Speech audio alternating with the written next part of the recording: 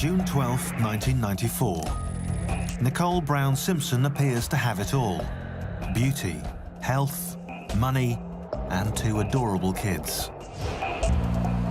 She's living the Hollywood dream. She was a diamonds and pearls kind of girl, but very spiritual. Always brought a smile on your face.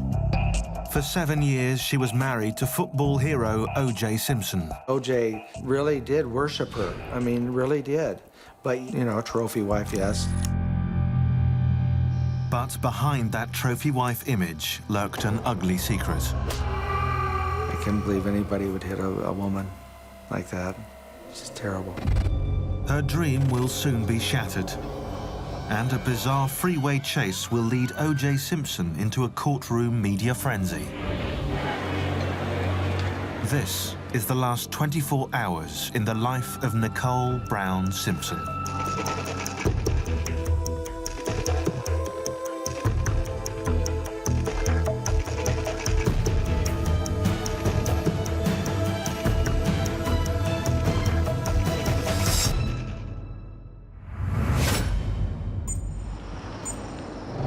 Los Angeles, California. June 11th, 1994.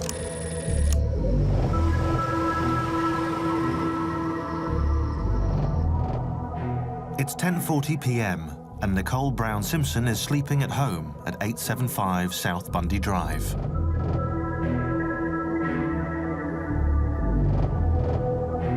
For the last year, she's been living here in affluent Brentwood with her children, Sydney and Justin. It's been 2 years since she divorced her husband, football great OJ Simpson. And in just 24 hours, she'll be dead.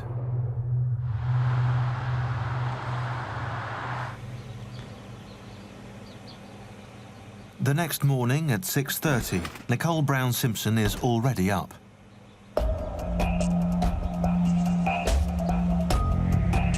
A fitness fanatic, the 35-year-old hits the pavement for an early morning run.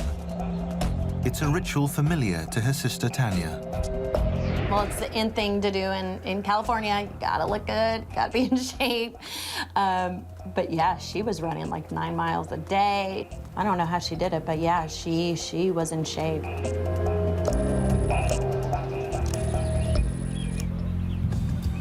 Meanwhile, less than 10 miles away at the Riviera Country Club, her famous ex-husband, OJ Simpson, the retired football star and media celebrity, is also getting his early morning exercise. In his case, it's teeing off with his Hollywood cronies. Golf is now his major sporting passion.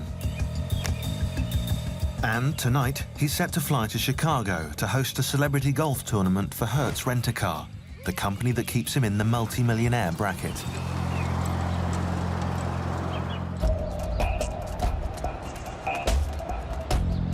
After 7 years of marriage, Nicole Brown Simpson is just getting used to the single life.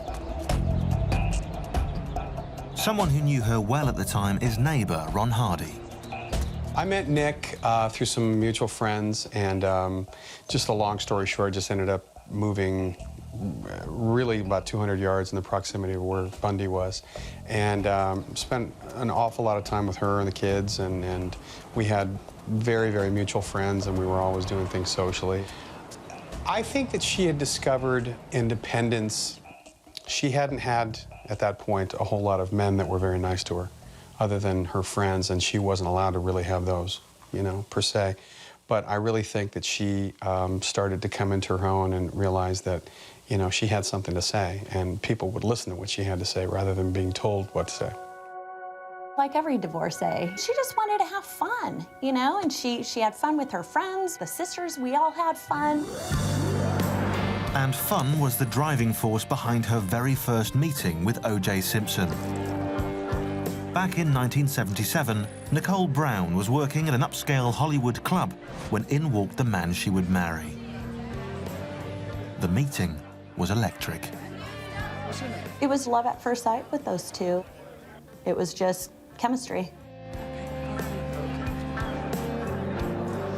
Although OJ Simpson was a household name, The young, naive Nicole, who knew little about football, had only a sketchy idea of who he actually was. To most of America, the man known as the Juice was both a sports legend and a Hollywood star. He was part of the scene, and because Hollywood idolizes jocks, the way jocks idolize Hollywood. And so it's not a surprise that OJ would get connected with the Hollywood crowd. The Juice returned to the restaurant often, determined to win over the beautiful Nicole. She sought the advice of David LeBon, an old friend with whom she was sharing an apartment.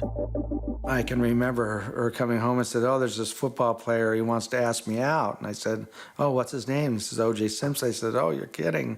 You know, because I know, you know, he's a famous running back and he's a fantastic football player. In the game of seduction, Nicole was clearly outmatched. He was 30, she was 18. He was a star, she worked in a restaurant. He was a multimillionaire, she was broke. And OJ's persistence paid off. I think she got home at 2 o'clock, and I said, "You know what, where have you been?" He says, "Oh, we had a great date." And I can remember he picked me up in the black Rolls Royce, and his Rolls said Juice, you know, and that was his nickname. And and then all of a sudden I looked and her pants had been ripped, and I said, "Well, what happened?" She said, "Well, he just was a little forceful and he ripped my pants." I said, "You're kidding, why would you let him do that?" I was kind of upset, and I said, "I want to talk to him, I want to, you know." And she goes, "No, I think I like him." However, from the start, it was no fairy tale. OJ Simpson outmatched Nicole in one other important way. He was married with 2 children. What's more, his wife, Marguerite, was pregnant with a 3rd. But that didn't stop Nicole. Neither did OJ's jealous request that she immediately vacate her male roommate's apartment. He said to her, "I don't want you living with anybody," even though I was, you know, completely a platonic, a friend and everything. And from there, he got her apartment. He seemed possessive, but not too overwhelming at that time. Later on, he seemed like he was more and more possessive and more jealous. Jealousy will eventually tear Nicole and OJ apart. And it will mark OJ Simpson as the prime suspect in a crime that will unleash a media circus.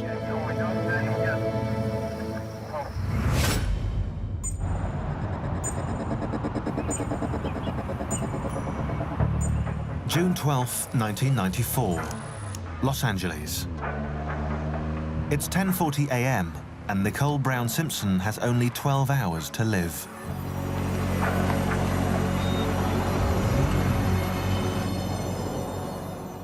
As usual, her life centers on her kids.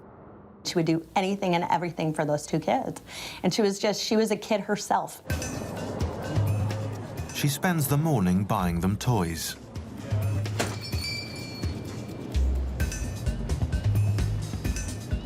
At a florist's, she buys a bouquet to brighten up the house. She also picks some yellow roses for her daughter Sydney, who, this evening, is performing at her school's dance recital.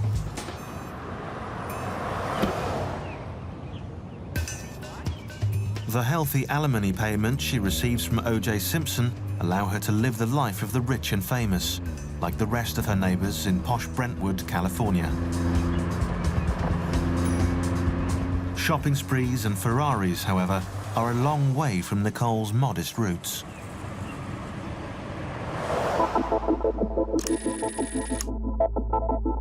The second of 4 daughters, she was born in 1959, not in America, but in Frankfurt, Germany, to Lou Brown, an American serviceman, and Juditha Bauer, his German wife.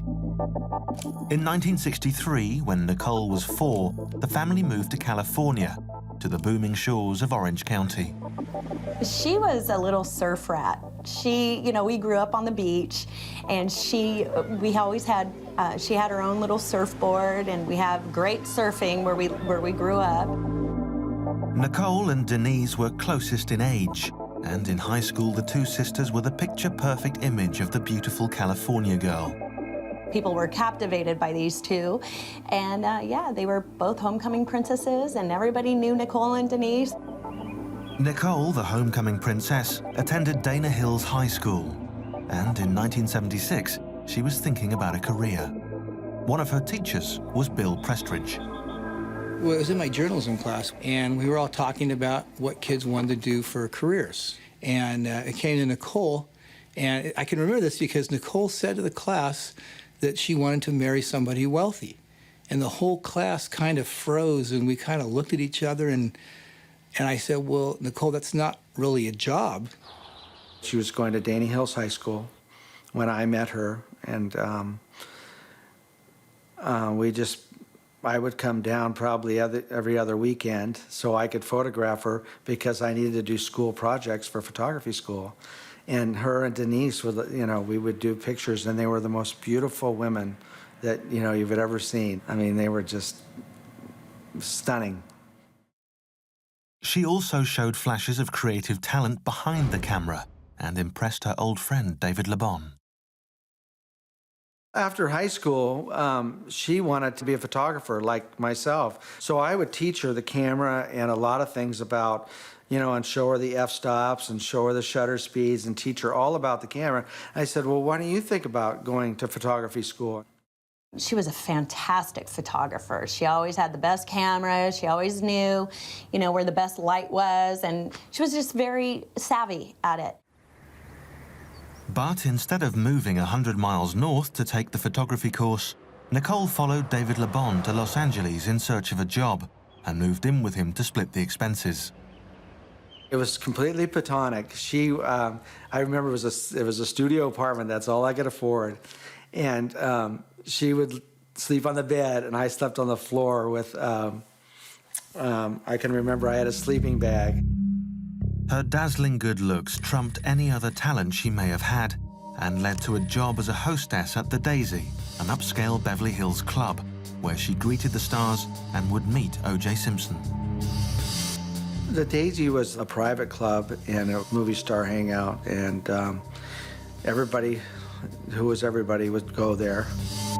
When the Juice first set eyes on the new hostess at the Daisy, he was a household name. But his football career was almost over. And so was his marriage to Marguerite. I was having problems in my marriage. And I was married to a very good person, but you would think we had healthy kids, you would think we had money, you would think fame, that how could there be problems? But unfortunately, money and fame is no cure-all for, I guess, personal understanding. After a 3-year affair with Nicole, OJ Simpson finally divorced his first wife. In February 1985, he married the homecoming princess in a ceremony at his Rockingham mansion. We were invited, and it was great. I took pictures. I took tons and tons of pictures of the wedding, and it was just fabulous. What a blast. It was a great time. When you go to a wedding and everybody, it's a great party. They set up house at the Rockingham mansion, and by 1988, they had 2 children, a girl, Sydney, and a boy, Justin. They were the very image of wedded bliss. OJ, the football legend, loved to be seen with sexy Nicole on his arm.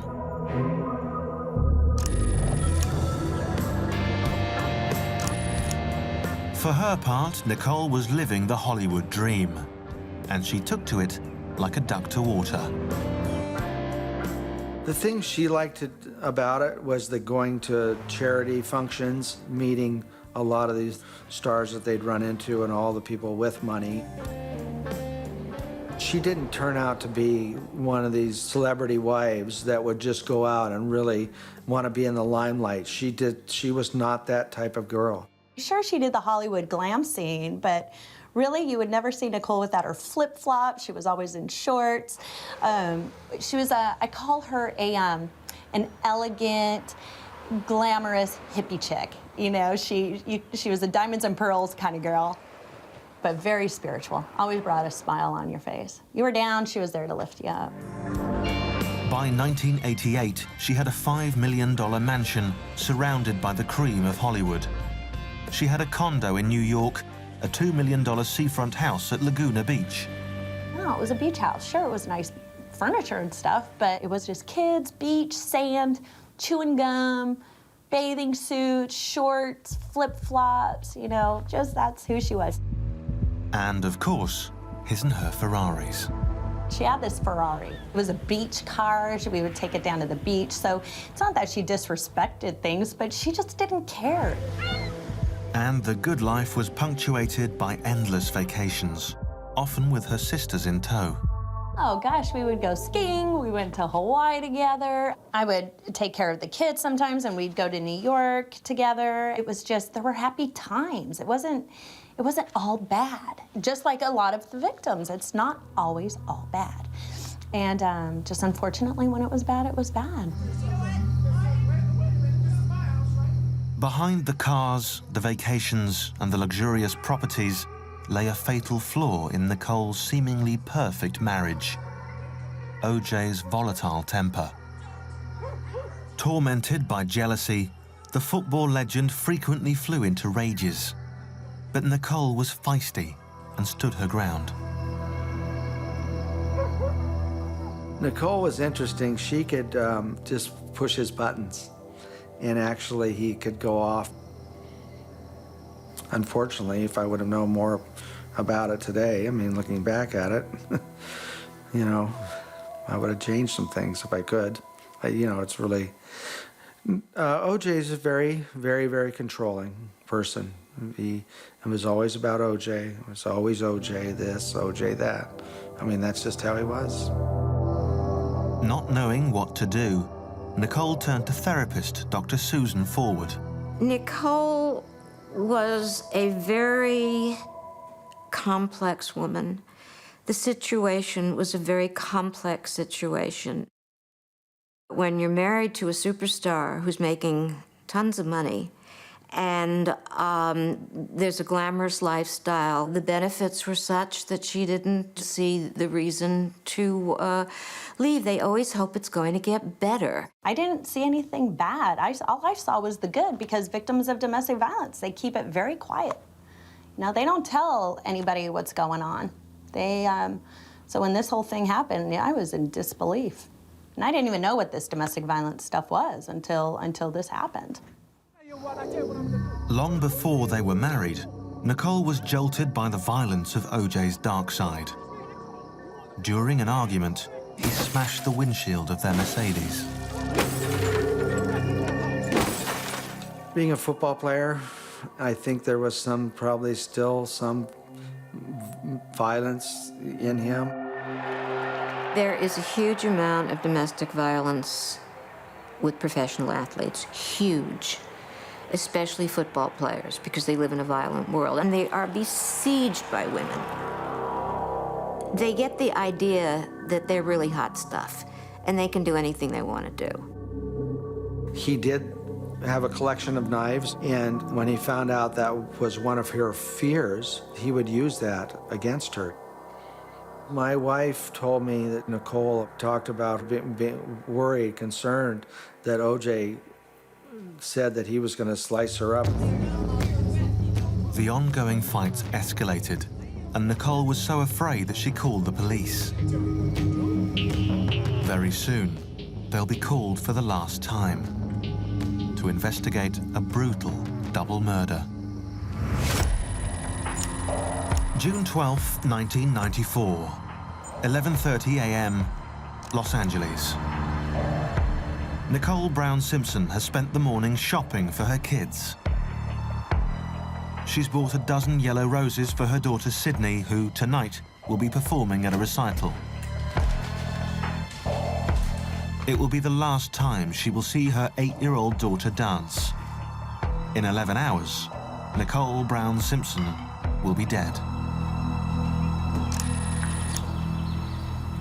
Less than 10 miles away, after his round of golf, her ex-husband, OJ Simpson, plays a leisurely game of gin rummy at his country club with his Hollywood friends.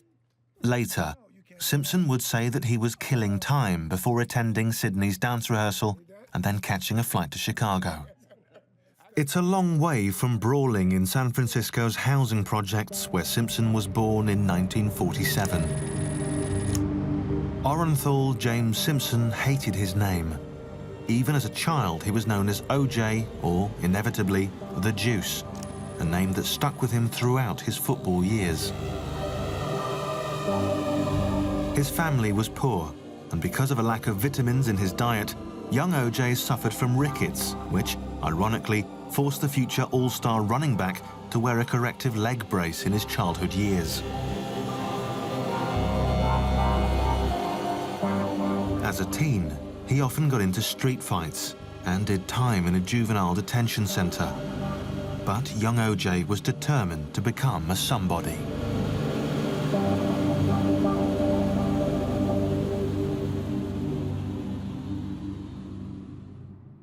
One of the things I wanted most as a kid growing up in the ghetto was not money, it was fame. I wanted to be known. I wanted people to say, hey, there goes, OJ.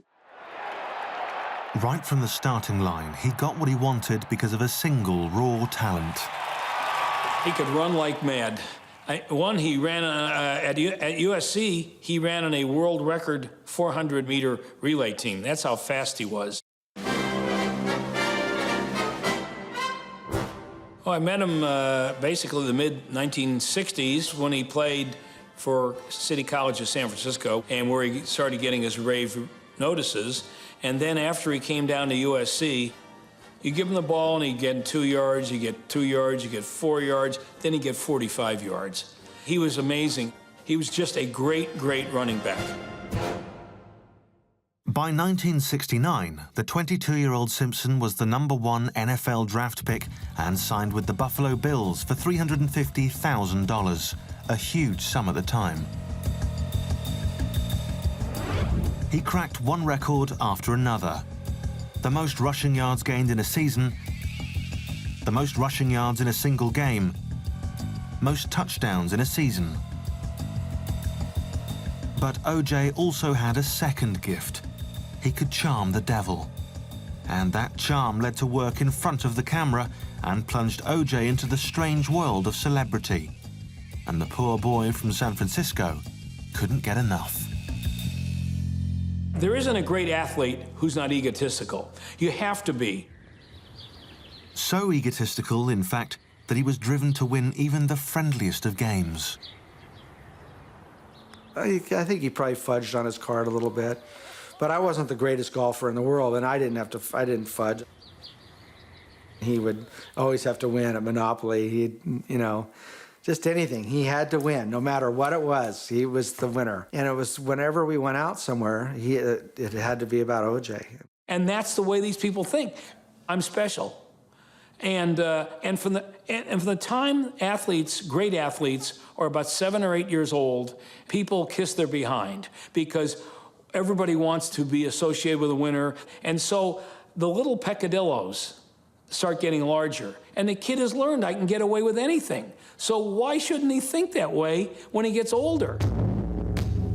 For Simpson, getting away with it became a way of life. Not just at play with his pals, but also at home. In the early hours of New Year's Day 1989, his 4-year marriage to Nicole hit a new and violent low. Answering yet another domestic disturbance call, police arrived at OJ's mansion. They rang the buzzer outside the gate, but the housekeeper refused to let them in. Meanwhile, Nicole ran out of the bushes half-dressed, yelling at the cops that Simpson was trying to kill her. I'm in the business of changing people, and I do a pretty good job of it. But I'll tell you, any batterer, they have a Swiss cheese conscience, with great big holes in it. And as a result, there is no moral compass. I remember I actually heard on the news about him being arrested and her having him arrested at the house. And I just was so upset. And I think that's really the first time that I knew that, you got to watch out. I mean, he's an abusive husband, and OJ Simpson was charged with assaulting Nicole and pleaded no contest to a misdemeanor. He was ordered to take psychological counseling. Oh, that was a joke. Some friend of theirs did some sessions on the telephone with him, and I think it may have been all of 2 or 3. With every police call, OJ Simpson was leaving a wide trail of circumstantial evidence, all pointing to a man who was unpredictable and violent. The pattern was always the same. Nicole would always forgive him, and OJ would always do it again. The cycle is very traditional. There's a period of calm. The woman thinks maybe he's changed. Something happens, she says something, she does something, he doesn't like it. It doesn't take much to trigger the rage, and the next thing, he's acting out the rage with the beatings. Then he does what I call a phony remorse. I love you, don't leave me, I can't live without you, it'll never happen again, I swear. And she believes him, and then it starts all over again. But finally, in 1992, after 7 years of marriage, Nicole had had enough and divorced OJ Simpson. It was New Year's Eve, 1992, and we were at Spago's, and she said, come on, let's go to the bathroom. And I said, all right. She said, I'm asking for a divorce tonight. But that didn't end the violence. On October 25th, 1993, less than a year before her death, OJ's rage was finally caught on tape when Nicole called 911.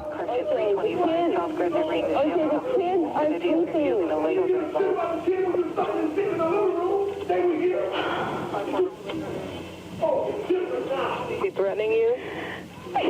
I'm going nuts. Okay, just stay on the line. I don't want to stay on the line. He's going to beat this. Wait a minute, wait. Just stay on the line so we can know what's going on till the police get there, okay? Just 5 days before Nicole's murder, a worker at a women's shelter received a call from a woman who gave only the name of Nicole. She reported that the woman was in dire fear for her life.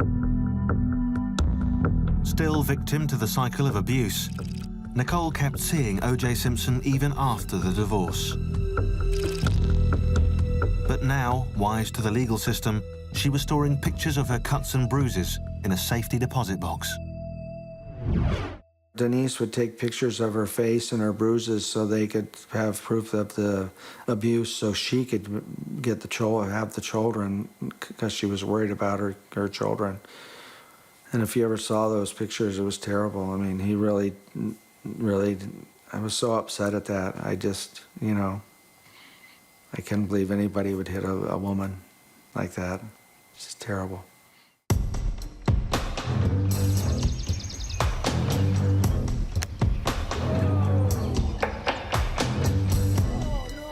June 12th, 1994. At exactly 2:18 p.m., OJ Simpson calls his ex-wife from his country club. A waitress working at the club would report that OJ was engaged in a shouting match on the telephone.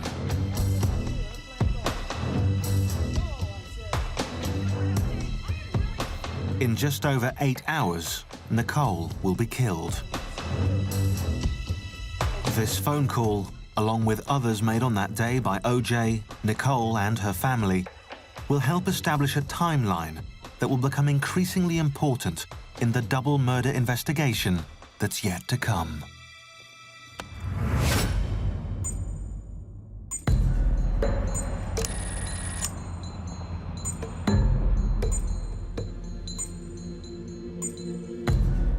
June 12th, 1994, 4:40 p.m. Paul Revere High School in Brentwood, California. Nicole Brown Simpson sits with her mother, Juditha, and her 2 sisters, Dominique and Denise. Nicole has only 6 hours to live. OJ Simpson arrives soon after and sits behind the Brown family. Nicole pointedly ignores him, and with good reason. In the last few days, her ex-husband has threatened to report her to the IRS for not disclosing the sale of a property. It would force Nicole to move out of her present house to avoid a large tax payment.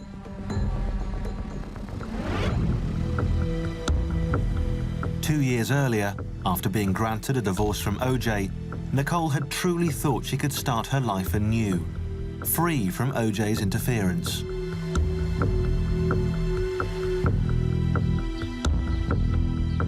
In January 1992, she moved out to a rented house. She was later awarded a cash settlement of almost $500,000, as well as $10,000 a month for child support. She also kept the Ferrari. I think that there was a growing period. She started sort of putting things together a little bit more. I mean, she realized that, you know, the lifestyle that she'd had and the, you know, the privilege that was there was not, I don't think, as important to her as it once was.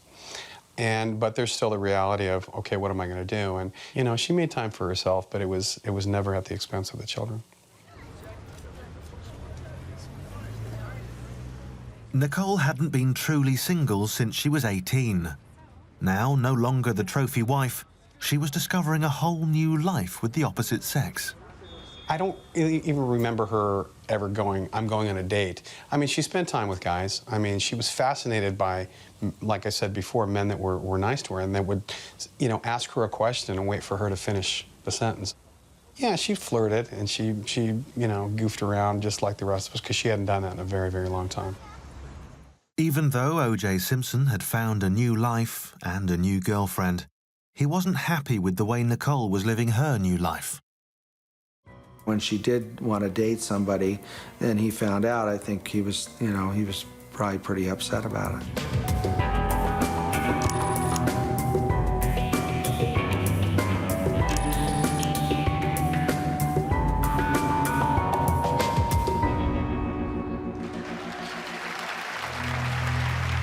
By the time of the dance recital, Nicole's anger is red hot because of OJ's threat to report her to the IRS.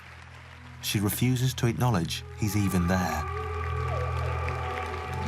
He was rejected at the daughter's dance recital. You can't reject an obsessor. They just, that's when whatever demons they have really kick in.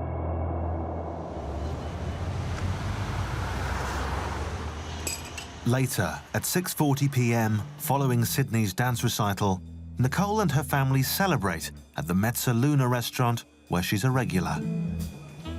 Mezzaluna was a neighborhood Italian restaurant, very casual. 25-year-old waiter Ron Goldman greets and chats with Nicole and her family. They're casual friends. But in just 4 hours, the handsome, aspiring actor will become the second victim of a brutal double homicide. Waitress Tia Gavin was also working the tables that night.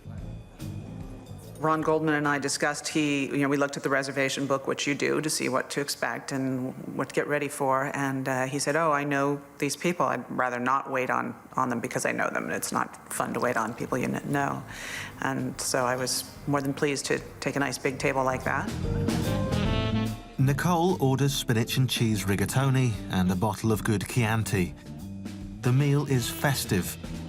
But 4 hours before her death, Nicole makes a startling confession about OJ Simpson to her mother.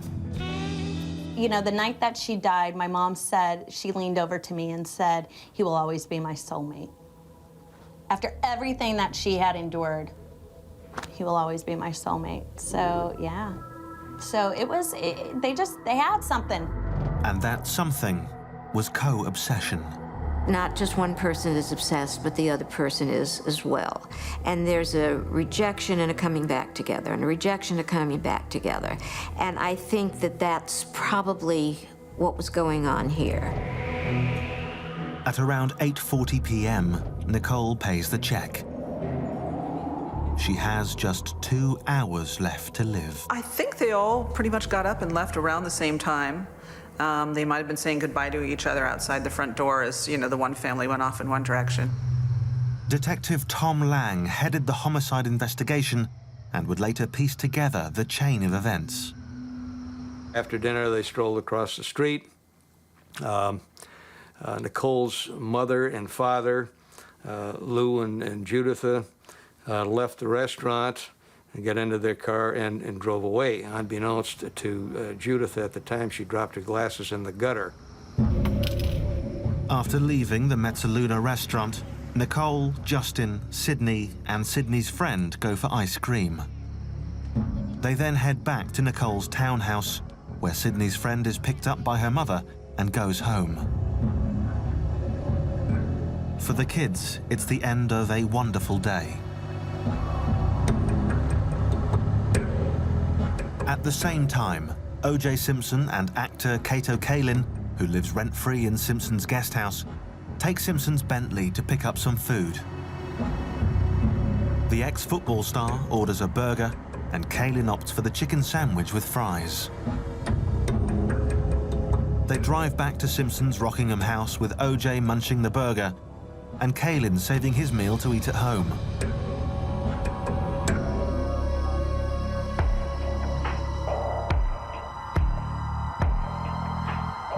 Half an hour later, Nicole receives a call from a friend who's 3 days into drug rehab.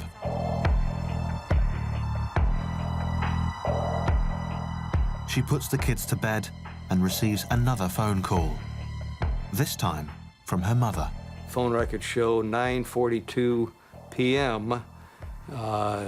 Juditha called Nicole and said, "Hey, I think I lost my glasses at the restaurant. Could you see if you could get them back?" The prosecution would later claim that this tiniest of accidents would lead waiter Ron Goldman to his murder.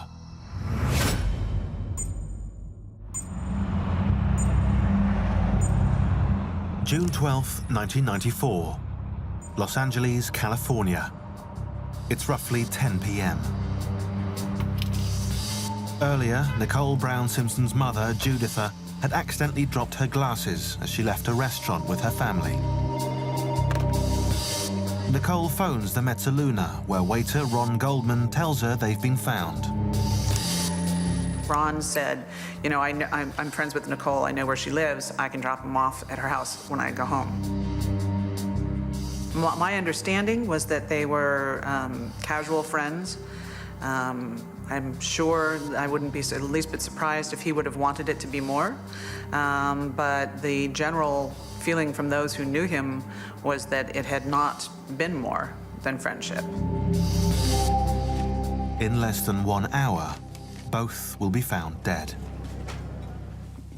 Just all the events that led up to what happened were absolutely 100% harmless, no matter what stories were spun. I mean, he was just being a good guy. At the same time, at 10:03 p.m., Simpson is busy trying to reach his girlfriend, but there's no answer, and he leaves no message.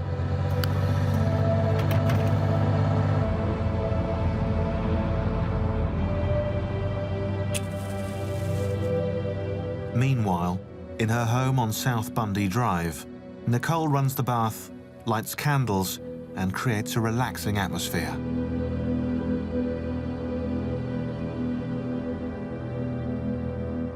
For his part, Ron Goldman is wrapping things up at the Mezzaluna. He spoke with the bartender a little bit and then eventually left before I did, because I was the closing waiter of the night. Goldman heads home to change out of his waiter's uniform. He borrows a friend's car and drives to Nicole's with her mother's glasses. The front door of the residence was wide open. The light was on, the porch light was on. Nicole was not wearing any shoes, so she was no doubt expecting him to show up there with the glasses. But something went terribly wrong. Although records show that at 10:30 p.m., a man and woman walk past Nicole's townhouse and see nothing strange, only 10 minutes later, all hell breaks loose. The evidence gives us 2 or 3 scenarios. He may have confronted Goldman. Goldman may have become confrontational with him. You know, what are you doing? We don't know, okay? We just know that a witness heard somebody yelling around the time that this occurred from an alley across the street, about 250 feet east of there. Ron Goldman and Nicole Brown Simpson are brutally attacked by an unknown killer, or killers.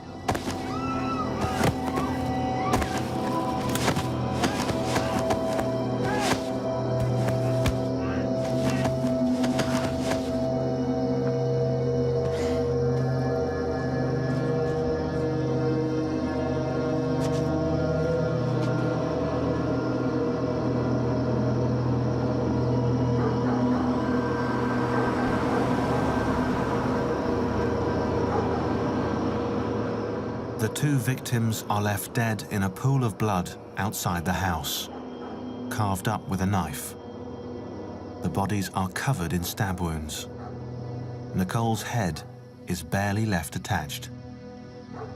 20 minutes earlier, at 10:20 p.m., a limo had pulled up at Simpson's Rockingham home to take him to the airport and his business trip to Chicago. But the driver couldn't reach anyone on the intercom. While waiting, he saw a man walking across the property in the dark, heading for the house. He says, oh, it looks like him now. I think I'll try it again. So he calls, and Simpson answers, yeah, I'm rushing around. I'll be down there in a few minutes. He comes down, closer to 11. They're running a little late. They're grabbing up bags. There's a small half-moon-shaped flight bag in the driveway. Cato says, here, let me get this for you. He says, no, don't touch that. You know, I don't want you, I'll take care of that. He says, okay. So they get about 5 pieces of luggage, they put it in a limo, and they take off.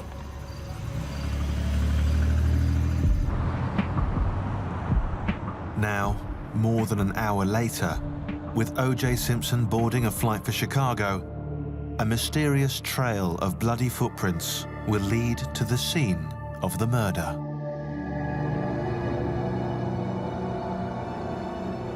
June 12, 1994, 11:45 p.m. Nicole Brown Simpson's neighbors come across a gruesome sight. Nicole's frantic Akita dog loose on the street, its feet covered in blood. The dog eventually leads the neighbors to the hacked-up bodies of Ron Goldman and Nicole Brown Simpson, already dead for more than an hour. I received a call at something before 3 a.m. at home from my lieutenant, John Rogers, that they had a double, indicating a double homicide in the West LA area, and that was it.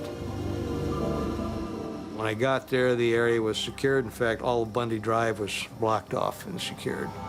We were given a brief walkthrough, shown the evidence, the blood was pointed out, the evidence was pointed out. This is a rage killing. These people weren't robbed. This isn't a dope hit. They're slashed and cut and one decapitated nearly. The next morning, I was in my classes at UCLA, and during a break, I got a phone call from the manager of the restaurant saying that Ron hadn't shown up to work that morning. Half an hour after that, somebody I know called and said, have you seen the news? Nicole Brown Simpson has been murdered, you know, in Brentwood with somebody else, with a guy. I thought, oh my God, Ron's been murdered. Yeah. I walked out my door and I could hear the commotion. I got there probably maybe half an hour after they'd taken their bodies away, and I was obviously visibly shaken. Gosh, I was in my studio in Culver City, and I got this call, and I couldn't believe it. I thought it was a dream, and it was just the most devastating thing in the world for me. I mean, to hear, I cried, and it was just devastating. The following morning, OJ Simpson was contacted in Chicago and returned on the next available flight.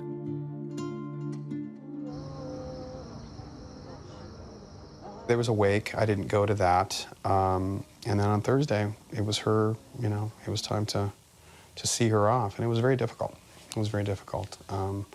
At one point, OJ kind of came up and shook my hand and thanked me for being her friend, but it was very surreal to me because I started putting together what possibly the scenario could have been, and it was very awkward and uncomfortable. And then the news was out. Simpson was charged with the double murder. In a bizarre attempt to avoid arrest, OJ Simpson took off with his friend, A.C. Cowling, in his white Bronco, and the slow, iconic chase began on the California freeway. Simpson held a gun to his own head while the police, on a cell phone, convinced him to turn himself in.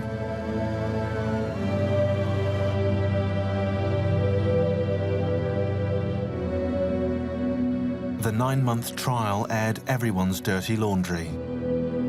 The Juice was exposed as a vicious wife-beater. The LA Police Department, in turn, was accused by the defense of being racist and sloppy. In the end, the prosecution could not convince the jury that there was no reasonable doubt, and OJ Simpson walked out a free man.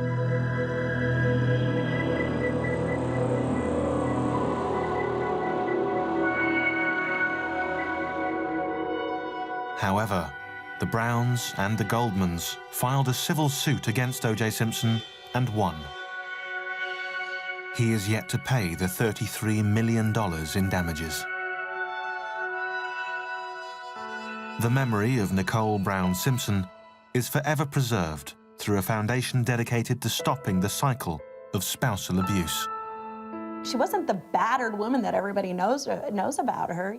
She was alive and fun and funny. Oh my gosh, she was so funny.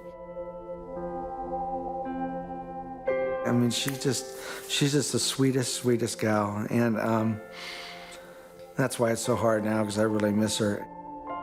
Just vibrant and funny and beautiful and not aware of her beauty that way. I mean, there wasn't a conceited bone in her body. Yeah, I miss the living daylights out of her. I miss that phone call. I miss her voice. It's sad. But, you know, I cry because, yeah, I miss her.